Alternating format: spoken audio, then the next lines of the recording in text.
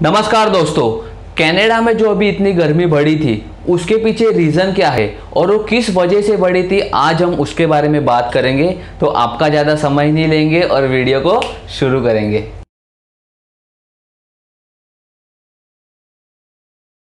Canada और USA में temperature बहुत ज़्यादा बढ़ गया था और उस टेम्परेचर बढ़ने के कारण बहुत से लोगों की डेथ भी हो गई थी।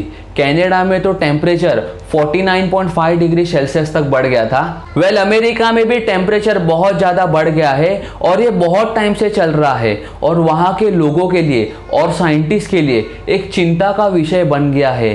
आपको एक बात बता दूं, जो अभी रिसेंटली कनाडा और यूएसए में जो टेम्परेचर बढ़ा, स्पेशली जो कनाडा में टेम्परेचर बढ़ा, बहुत से न्यूज़पेपर का कहना है कि उसमें 200 लोगों की मौत हुई थी और बहुत से न्यूज़पेपर का ऐसा भी कहना है कि 400 से ज़्यादा मौत हुई थी इस गर्मी बढ़ने के कारण। ये जो टेम्परेचर बढ़ा उसके पीछे रीज़न हीट डोम बताया जा रहा है। अभी मैं आपको आगे बताता हूँ सिंपल भाषा में कि ये हीट डोम होता क्या है।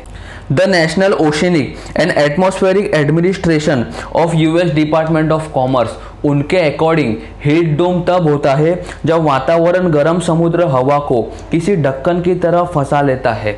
इसकी स्टार्टिंग तब होती है जब समुद्र के तापमान में एक बड़ा परिवर्तन होता है, मतलब एक बड़ा चेंजेस होता है। मीन्स गर्मी से ठंडी होती है, ठंडी से गर्मी होती है। आपको सिंपली बता दूं, जब एक एटमॉस्फेयर में ड्रास्टिक चेंज होता है तभी ऐसी हीट डोम जैसी सिचुएशन तैयार हो जाती है। मैं आपको अभी पूरी प्रोसेस एक्सप्लेन करता हूँ। ये जो डायग्राम है उसमें आपको क्लियरली दिख रहा है कि जो सन होता है वो गर्म हवा समुद्र में भेजता है, फिर समुद्र उसको जो गर्म हवा होती है वो ग्लेशियर की तरफ फेंकती है और फिर ग्लेशियर उसको ठंडा करके रिटर्न समुद्र में भेज देता है और फिर समुद्र उसको रिटर्न एयर में भेज देता है, मतलब एटमॉस्फेयर में भेज देता है।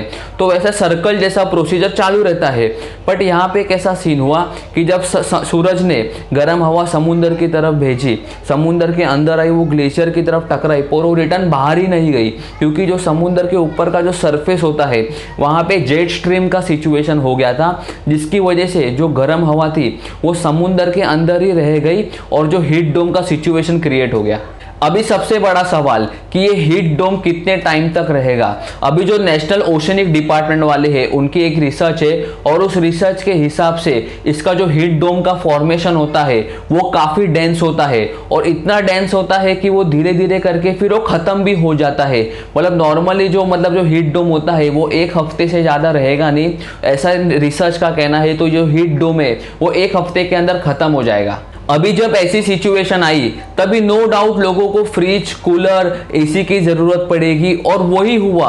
वहाँ पे जब ऐसी सिचुएशन आई तो कनाडा में कूलर, एसी, फ्रिज ये सब आउट ऑफ स्टॉक चले गए और इतना ही नहीं तो वहाँ जो भी हीट डोम हुआ उसके वजह से क्रॉप्स को भी काफ़ी नुकसान हुआ।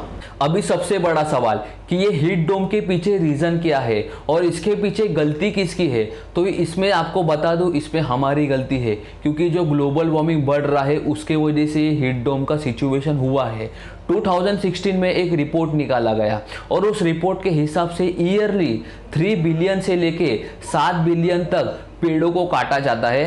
अभी ये जो पेड़ काटने का रीज़न है वो है timber harvesting, agriculture expansion, wild fire मतलब जंगल में आग लग जाना, constructioning road for mining and extraction, pipeline लगाना, पावर लाइन लगाना, expansion of transport network via road जैसों की वजह से पेड़ों को काटा जाता है। और इन पेड़ों को काटने की वजह से loss of biodiversity, loss of carbon sink and increase in climate changes, ऐसे बहुत से प्रॉब्लम हमें देखने आ रहे हैं। एक डेटा के हिसाब से इंडिया में जो पेड़ों का काटना है वो 2016 से लेके 2019 के बीच में डबल हो गया था और 2015 से लेके 2019 के बीच under the guidance of Modi ji, हमारे जो एनवायरमेंटल मिनिस्टर है, उन्होंने 1 करोड़ से ज़्यादा पेड़ काटने की परमिशन दी थी under the name of development. पर मेरे ओपिनियन में इसमें सरकार की भी ज़्यादा गलती नहीं है, क्योंकि लोगों को डेवलपमेंट भी चाहिए और लोगों को पेड़ भी बचाने हैं।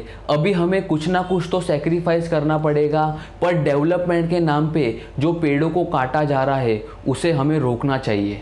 Thank you guys for watching this video. अगर आपको ये वीडियो अच्छा लगा होगा तो अपने फ्रेंड्स के साथ इसको जरूर शेयर कीजिए। मेरे चैनल को सब्सक्राइब करना नहीं भूलना और मिलते हैं नेक्स्ट वीडियो में।